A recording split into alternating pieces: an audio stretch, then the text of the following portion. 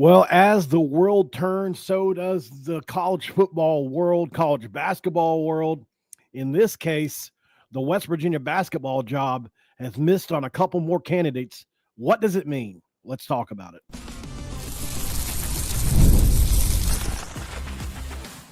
You are Locked On West Virginia, your daily podcast on the West Virginia Mountaineers, part of the Locked On Podcast Network, your team every day. What is up, guys? Welcome back in. My name is Mountaineer Paul. I am your host. This is Locked On West Virginia. Going to be brought to you by Game Time today. Today's episode is going to be brought to you by Game Time. Download the app, create an account, and use code Locked On College for $20 off your first purchase today. Well, guys, not a huge surprise here, so I don't want anybody to freak, but two candidates that I think a lot of people had high on their list, maybe as high as 1 and 2, are out now officially.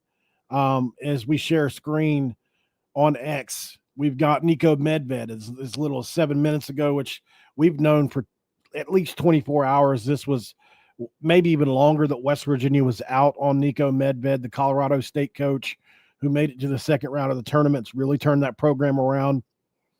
He now heading to Minnesota, his alma mater, his dream job. Similar to Bob Huggins coming back home to West Virginia. Is Minnesota a better job than West Virginia? No. Is it better to Niko Medved? Yes. And then Ben McCollum, similarly, mentioned at Iowa 18 minutes ago. Ben McCollum, the Iowa coach now. So he goes home. So this is a situation where West Virginia, unfortunately, in a bad spot here with these candidates. Never had a shot. We never had a shot at these guys, y'all. Let's just be honest. It's unfortunate. And I think my first take is, who are the best of the rest? I think that's the direction we have to go. We have to press forward, guys. And we can't stay hung up on these candidates that didn't want to come to West Virginia. You know what? We're better off without them anyway, if that's the way it was going to pan out. That means as soon as Iowa would come open in the future, or Creighton, or hell, even though maybe Nebraska, anywhere in that region, constantly going to be getting mentioned along with those coaches or those programs, both coaches. So, we need somebody that wants to be here. We need somebody that wants to build here. There's somebody out there for us. We don't know who yet. There are names that are being circulated, but I don't know where it's going to end. And if you do, I would love to know. Another thing, and here's another thing, guys. We may have to hire a hitman. We may have to hire a mercenary for a year or two. We may have to go that route. I'm sure Wren Baker wants to hire somebody for now, but I don't know if that person's available right now to, sure, could you hire a young guy and take a huge chance and hit? Maybe it's the North Texas coach. Maybe it's the Arkansas State coach. It could be one of those guys. Absolutely. You're taking a risk as well, right? I think with those guys. Those guys are risky. Sort of like you could have hired Ben McCollum last year, right? And looked really smart this year. But that's just unfortunately not the way Wren Baker works, it seems. He needs a little bit of, you get to prove something, right? To get in the doors at West Virginia. It's a Power 4 job. So that would be my feeling on the matter. Now, Chester Frazier is going to interview today. Maybe he knocks that thing out of the park. Very possible. Could what we needed have been in Morgantown all along? Possibly. He's an elite recruiter. Would he get the resources? I don't know. That's my only hang up really with Chester Frazier is obviously there's no experience at the Power 4 level, but I don't think most people say he's going to be fine that you talk to about him. And then what about resources? Because that's at the end of the day, that drives the bus. If you get a guy that nobody really wants, then he's not going to be funded properly, and then you're out. So I don't know. I think, but, talking about McCollum, talking about Medved here, I don't know. You're never going to get Ben McCollum, obviously. It's been, people were starting to think last night that possibly we had a shot because they must have been hammering some details out. Not exactly sure what details, but that seems to have been Iowa and him, not West Virginia coming in like a thief in the night to scoop him up. And then Medved, he was always going to Minnesota, we've been told. Always. So this is neither one of these. I don't want you guys there. I know I'm going to read the comments after this video, and I'm going to see people say West Virginia can't even get the Colorado State coach, or they can't even get a coach over Iowa or Minnesota. And I just want you to ask yourselves, Bob Huggins went to an Elite Eight with Kansas State. And then a year later, he was in Morgantown. Now, conventional wisdom thinks you would think probably should have just stayed in Kansas State, right? I mean, you just did really good with there. You're making a small step up at that point in time, especially because our program had been a little better. But I mean, it's, you could make the case that in the Big 12, you could have stayed at K-State. Well, no, he came home. The draw of home is one that pulls all of us, I think, most people anyway. Not some people don't really love home. Now, there are people that don't love home, but those of us that love home totally understand what Niko Medved and Ben McCollum are doing here. It's not something that you can quantify monetarily. It's not something that you can quantify at a specific location. I might go live in the dumps, but if I'm home, I'll be a lot happier than if I live in Cancun. Like, those kind of things. I think so. When you pull away from this 30,000-foot view, let's make sure that we tell ourselves that we're still good enough as a program and a university, because I think we're getting eerily. It's kind of scary how many people I'm seeing wondering about this program. Are we really a stepping stone job? Now, to some people we are, but we aren't. We've had a really tough situation happen the last 3 years or so, with Bob Huggins losing his job. That was on Bob Huggins. Josh Eilert was the Band-Aid over the bullet hole, right? So that was never going to work out. Darren DeVries decided he didn't want to stay here. Of all those, DeVries is the only one you could say really used West Virginia as a stepping stone. So I don't really believe that's what this job is or could be in the future. I just think that, unfortunately, this is a bad hiring cycle. We're seeing that come to fruition. And I don't know what to expect in the future now, because it's unfortunate for us, guys. I really hate this for us as a program. I think, good luck, Niko Medved. Good luck, Ben McCollum. Those are both two really tough jobs, aren't they? It's not like they're taking, they're not taking easy jobs. West Virginia is a tough job too, but I think you can win. Darren DeVries just proved you could win at West Virginia in year one. When's the last time you've seen somebody win at Minnesota in year one? It ain't happened since I've been alive, I don't think. They've had a couple one-offs, but it's a tough job, man, and it takes us maybe, when you believe in yourself, sometimes it takes a guy like Medved going home or Bob Huggins going back to West Virginia to do it. But John Beilein and Catlett, to some extent, had already proven you could win at West Virginia. Who's the guy that's proven to Medved that you can win at Minnesota? It's a big risk. Hopefully in a couple years, you don't look at Medved and he's damaged goods. Hopefully he does. I hope he resurrects their program. I root for programs like Minnesota and Iowa, because even though they're in the Big Ten, they're similar to us, especially in basketball. So wishing him the best of luck. He seems like a good guy. So does McCollum. I think they both did this for family reasons. I think they both did this for going back home reasons. It's nothing to do with money. We're West Virginia. It's not really us in this situation. The old saying, it's not me, it's not you, it's me. Well, I think in this case, it's not us. It's Minnesota and Iowa, respectively. So let's go to a quick break. And on the other side, guys, we'll talk about a couple of these candidates now that we have to take a stronger look at, don't we? Stick around. This is Locked On West Virginia.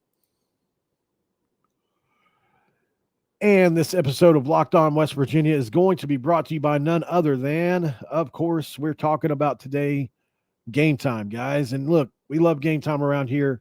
It's one of my favorite places to talk about. So imagine watching your favorite team live, feeling the energy towards the crowd, and witnessing unforgettable moments. There's nothing like experiencing the big game in person. Getting tickets shouldn't be stressful, and that's where Game Time comes in, making it easier than ever to grab last-minute tickets on unbeatable seats with unbeatable prices. Curation makes it easier to find better value for tickets to sports, comedy, concerts, theater, and more. The super deal in the app gives you 110% difference back to you if you find a lower price. You can look at the seats before you buy them, so there's no surprises, and there's a lowest price guarantee, so you can book with total confidence. Download the Game Time app, create an account, and use code LOCKEDONCollege for $20 off your first purchase. That's LOCKEDONCOLLEGE for $20 off the Game Time app today. Download the Game Time app. Last minute tickets, lowest prices, guaranteed. And then it's time for the question of questions. What time is it? It's game time. All right, guys, we are back here on Locked On West Virginia, as I can't hit the right buttons today, it would seem, talking ball. So we know that West Virginia has some candidates that, let's just be honest, not everybody knows about. So before we get into those, I do need to talk about KJ Tenor, who has entered the transfer portal per Chris Anderson. I think that's the one I saw. KJ's a friend of mine, and somebody I've had on the show, somebody I talk to regularly. So I didn't see this coming, but I didn't ask him either. Wouldn't be surprised to see him. Maybe, I don't think he'll end up in Indiana, but he might. I love KJ, and I think he represented our university well. I think he represented himself well. I think that, he'll be great at a group of five school, a mid-major, maybe like Akron or somewhere like that. I think he would be really good. And I think, once he gets some extra muscle on this frame, I think he's going to be okay. I really do, guys. I think that KJ Tenor is a guy that I have a lot of respect for. I know a lot of you know about KJ and his contributions this year and how he kind of struggled at times, but I think he's going to be good at some point in his career. It's not a matter of if, it's when with him, in my opinion. Thank you to KJ for coming on the show and for being such a great representative of West Virginia. Wish him the best, man. It's a tough loss, but probably a necessary one. The next guy was going to probably not keep him anyway. So just assuming, I don't know that for 100% sure, but what else can we do? I mean, it's one of those things where I don't want to believe that the next coach would have kicked out KJ, but unfortunately that's kind of where it's at, right? I mean, you can never expect a coach to keep another coach's players, really. So that's just the way it is, man. So I hate it. Like I said, wishing him all the best. I think KJ is going to end up being a good player someday. And that's really all there is to it. I love KJ. So talking about these coaches, man, there's a lot to think about here, because obviously Chester Frazier supposedly getting an interview today. That's going to be an interesting one to keep an eye on, I think. What could he offer this program that is obvious? Well, the recruiting. We know about it. We know he's a great recruiter, perhaps an elite recruiter. What about player relationships? There's player relationships that are also on the line here. I think Chester Frazier is a guy that absolutely could convince the players on the roster to stick around that are still here, namely Sincere Harrison, Monty Hansberry. We definitely need those guys. I think for the next coach, it would be very important anyway, I think personally, for him to stick around and absolutely both those guys to stick around, because they're good players. And you got to have something to start with. The next guy if we just get lucky enough for the next guy not to have to start from scratch, that would be a great start, So there's that part of it. I think he is a guy that is this close to getting a job. Now, most guys in his situation start off in the mid majors. But every now and again, a situation like this does come up, and I don't think Wren's going to go this way ultimately. Now, some people will fight for Chester Frazier. I'm not saying he shouldn't get the job. I'm saying I don't think Wren Baker will hire him because you kind of already went through this with Eilert a little bit, although Eilert I don't think Eilert's anywhere near the assistant that Frazier is. I just think their situations are very similar. If we end up with Frazier, then some things have really gone wrong with this search, guys. I think there's a young coach out there with success. There's a couple out there that, could you make the argument for Frazier over Calhoun? I don't think so. I think Calhoun is a guy that has university support. He's got donor support. He's got results on the floor. He doesn't play great defense, which is one of Ben Wren Baker's number one criteria in a coach. That's why I think the stall out on Calhoun. If you guys didn't see, by the way, a guy posted pictures. He was on the plane with Calhoun on his way home from Charlotte and spoke to him. And he made it sound like he was going to stay at Utah State. Like I told him, though, I reposted it and said, look, if West Virginia offers him that job, he's coming to West Virginia. Let me get a drink really quick. Those are just my thoughts on it, though. That's just, I'm no savant, but, I think that's just pretty obvious. So we'll see. A couple other names that, these are the names that we've been hearing. So Ross Hodge, the North Texas coach, Alan Huss over at High Point. You've got the Arkansas State coach, Hodgson, who is very interesting based off his recruiting pedigree. Chris Mack, I think, is going to be involved with Xavier, from what I understand now. That's what they're saying. Some Xavier sites. We'll see where that goes. That's obviously he had his great success at Xavier, and who knows? Maybe your retread will work out there. You've got Richard Pitino, a name that has started to circulate a little bit today. That's when I said earlier, we may have to go the hired gun route. Richard Pitino would be that. He and his dad are nomads, man. They've been everywhere and anywhere, right? So I would be shocked if Richard Pitino stayed here long term, especially considering we haven't always been the nicest to his dad. But, business is business. I seen some speculation, and these were a couple good ideas that I brought with me from X. So these aren't like substantiated by what I would consider people in the know, but sometimes users have really good points, right? People like me and you that think about this stuff a lot. Somebody said his dad could be, telling him to possibly wait on another job, a better fit. Richard Pitino in West Virginia doesn't seem like the greatest fit. It's kind of similar to the Minnesota one, right? In my opinion, anyway. A place that's kind of off the beaten path a little bit, that you had to do things differently at. Would hiring Richard Pitino at West Virginia be similar to West Virginia? I don't know. I don't know, guys. I think West Virginia is certainly easier to win at than Minnesota. And I think he's learned a lot. But, God, he was there, 10 years ago, longer? When was he there? Let's see hold on, let's find out. When did Richard Pitino go to Minnesota as coach? Okay, so he was there in 2013, guys. It's 2025. So that's 12 years ago. That means he was 30. I believe he's 42. So that's a long time ago, right?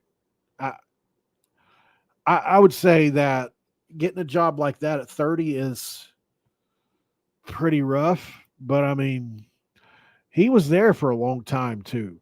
I didn't realize this. Let me make sure I got that right. Sometimes Google's not always right,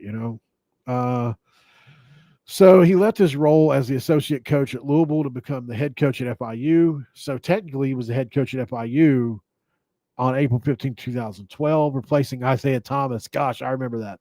That's crazy that he was there. He went 18-14. He finished 65-60. He got a lot of experience. Minnesota, despite only having 1 year of coaching experience, Minnesota hired him, replacing Tubby Smith. It's hard to believe Tubby Smith was at Minnesota there too.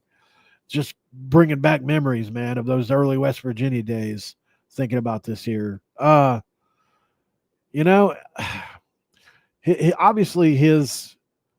it just didn't go well there. I mean, it didn't, guys. His record there was not great, and he took a lot of time off in between. Not a lot, like a year off in between coaching jobs, and then he got the New Mexico job. And God, has he killed it there the last 3-4 years. But I mean, you look at his Minnesota teams, they were bad. I mean, he had a 25-13 first year. Then he won 18 games. Then he won 8. Then he went 24-10. But then he won 15 games. Then he went 22-14. Then he won 15 games, then 14 games. And that's in the Big Ten. That's in the Big 12. You'll get slaughtered in the Big 12. So he's gone from 13-19 to 22-12, 26-10, and 27-8 at New Mexico. But, I mean, the Mountain West is not the Big 12. Flat out, guys. So, I don't know. Maybe he goes somewhere else, but he is a name that I have seen pop up a couple times today. So, I don't know. This is crazy, man. I got to be honest. There's a couple other names. Let's go to break, guys. Come back and we'll talk about them. Stick around. And this episode of Locked On West Virginia is going to be brought to you by 5 Hour Energy. 5 Hour Energy. Daylight savings time snuck up on us all again. And if you're feeling that lost hour of sleep, 5 Hour Energy has your back. The extra sunshine means more fun for you. But sometimes you need a little boost to power through, whether you're staying up late, watching the NCAA tournament, squeezing in a round of golf after work, or just trying to keep up with your busy day. 5 Hour Energy gives you quick, refreshing pick-me-up whenever you need it. The basketball madness is going on right now, and I've been staying up watching all the tournament action. The Maryland game winner last night was crazy. A lot of people said that was a travel. That was a very highly debated one. 5 Hour Energy helps keep me up all the next day. Extra daylight, extra activities, because you'll get longer days with 5 Hour Energy. I love getting outside for a hike or a run, Tropical Burst being my go-to for a quick burst. You guys know I'm not running. On the go convenience, whether I'm at a game or traveling, 5 Hour Energy is easy to grab and keeps me refreshed. Head to your 5hourenergy.com place right now to find over 15 flavors to choose from, including watermelon, blue raspberry, and peach mango. You can even build your own 12 and 24 pack and have it delivered right to your door. If you need one now, grab a 5 Hour Energy shot at your local grocery or convenience store. And don't forget, they're everywhere. Stock up today and stay energized, baby. All right, guys, we are back in segment 3 of Locked On West Virginia. But let's pretend it's segment 2, and I have to crack a do really quick. This is a code red because I got a code red because I feel like a lot of West Virginia fans are saying it's code red right now in the in West Virginia for the job situation going on right now. So I think, personally, guys, if you're asking me, I think Calhoun's probably the best of the rest. I'm not too down on him. I think you can fix defense with the right assistant coaches. Especially if you keep a Chester Frazier around. Just my opinion. He was on this team last year. He knows, I think he helped coach the defense. You let maybe him take control of the reins on defense and kind of give that similar effort. You keep a Sincere Harris here. Amani Hansberry, both are good defenders, especially Sincere. And then you've got a great start. I think those would be 2 great pieces to the next team. That's in my opinion. I know people have laughed and scoffed at that because how can you even guarantee Frazier is going to stay? That's a great point.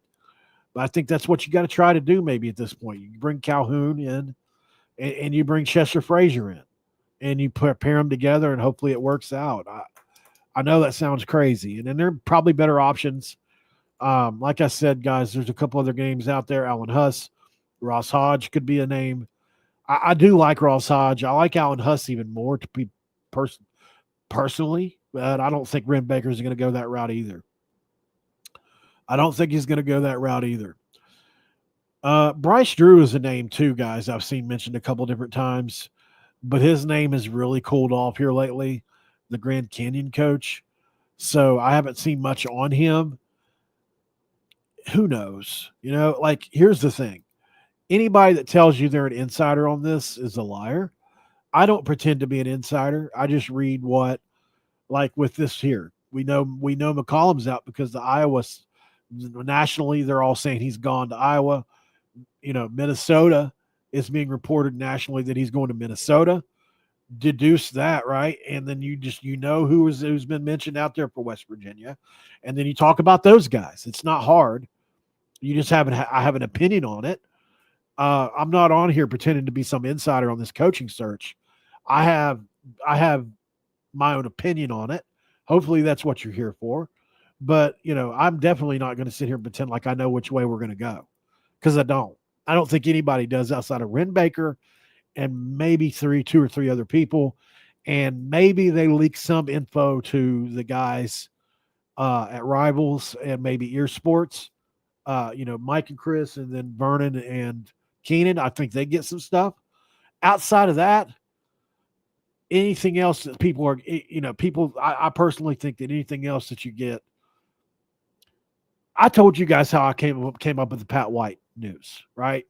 I told you guys how the Xavier Bosley news happened. I got a hold of Xavier Bosley, right? And he let me break the news that he was coming to West Virginia. Somebody told me that about the Pat White thing.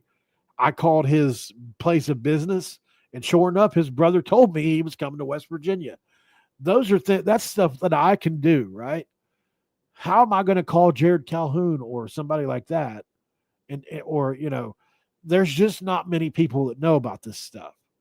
So, I just don't want to ever make you guys think that you're tuning in here for something that is, I'm never going to lie to you, basically is what I'm saying. Like, I have opinions on what's going on every now and again. I mean, obviously I have sources like in the media, but like, it's one of those things that, I mean, yeah, do I get told things from the media? Yeah, but I'm just saying I don't even think they're getting very much. Wren Baker's keeping this, just like with Rich Rod. We didn't know until about 24 hours before for sure that he was going to come around, right? So this is a similar situation. I think Wren Baker is going to keep this really close to his vest, and we're not going to know a lot about it until they want us to know a lot about it. So we know the names. There could be some names that they're keeping under wraps because, when you let names get out, guys, it gives them leverage. It gives them, an advantage. It gives the other schools going after them advantages. So I don't know. See, that's the kind of stuff I'm trying to get, stop people from saying, Curtis. I disagree with that 100%.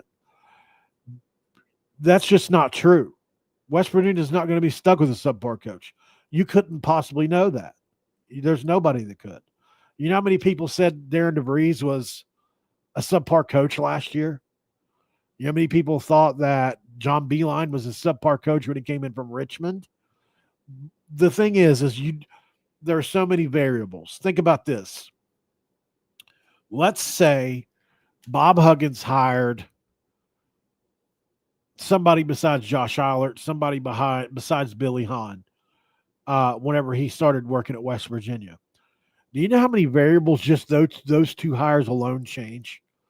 That means that those two guys were recruited completely differently, but have probably brought in who knows how many one coach recruits. But let's say they each recruited two players. That means that would have been 4 separate other players on those rosters that actually played on the rosters.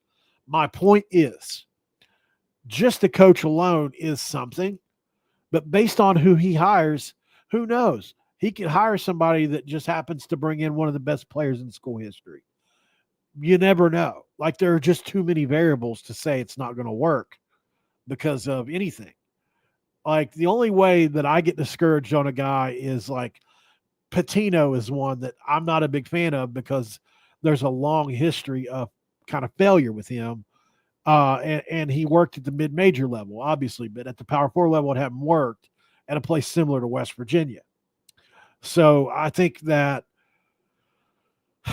why I say Calhoun with Chester Frazier makes sense, because we know Chester Frazier can recruit. We've seen it. We've literally seen it happen. We just saw it last year happen, right? Not only did we have 3 great high school recruits coming in that he had a lot to do with, we also had good portal guys come in. Cynthia Harris and Amani Hansberry. I'll take those guys on almost any roster we've ever had. Hansberry and Harris both. I think they have a place on West Virginia's roster in almost any team. I like those guys. I think they're both. I think Hansberry will be really good by the time he's a senior. And I think Harris too, and they're both tough, gritty players. They're all style players. And although Hansberry got a really bad game against Colorado, I don't think that means much. I mean, players have bad games, but my overarching point to this is there are just too many variables here to say that even one coach is going to be bad or good until we actually see it play out. Now, we can all have our opinions, but based on Wren Baker's his history, I just, unless it's an obvious, like, really bad hire, which I don't see what that would even look like. Even Calhoun, even though I think a lot of people would see that as we settled, I don't think Wren Baker would do it without some kind of merit. I just don't, based on his history. I think he'll find somebody that works, and he's going to work until it does. That's why the portal's open right now, and we don't have a coach. You think that he wanted that? You don't think he wanted somebody sewed up yesterday? He did, but the importance of getting the coach right is far outweighs getting the coach in here in time. So let's be patient. I know it's been hard already. I think we'll have something in the next 24 to 48 hours for sure. I've got a few people tell me that sourced in, so that's what they believe. That's what I'm going to stick with for now, and let's see how it plays out. But let's not get too down on everything yet. Let's see how it plays out. Like I keep saying, I think I just said it 2 or 3 times. Maybe there's somebody we don't all know about yet, guys. Maybe there's a sitting Power 5 coach. He goes, who knows? They've got money to play with. Money is enticing for certain people. Let's see how it goes, guys. And thanks for making Locked On West Virginia your first listen, for being part of the Locked On Podcast Network. We talk about your team every single day here. You guys are all everyday listeners. You guys have showed up for me every single day, sometimes 1,000, sometimes 2,000 deep in here. On a Monday morning, or we're in the afternoon now, we're almost 600-700 deep in here. So you guys are super fans. You guys are, just like me, obsessed over the West Virginia Mountaineers. And you guys are true fans, whether you like me or not. And I'm having fun covering this. So I'll see you guys on the next one. It'll probably be here in a few hours, I would say. Just depends on what info comes out. I don't want to get on here and talk about the same stuff over and over again. Sometimes I just need to get on here and vent like this morning. Obviously, we lost a couple coaches, but we'll be okay. I'll talk to you on the next one, guys. Have a great week. Have a great day. Enjoy the beautiful weather. And we'll see who Wren hires. It's going to be fun tracking it. We'll see what happens on the next one. I'm out of here.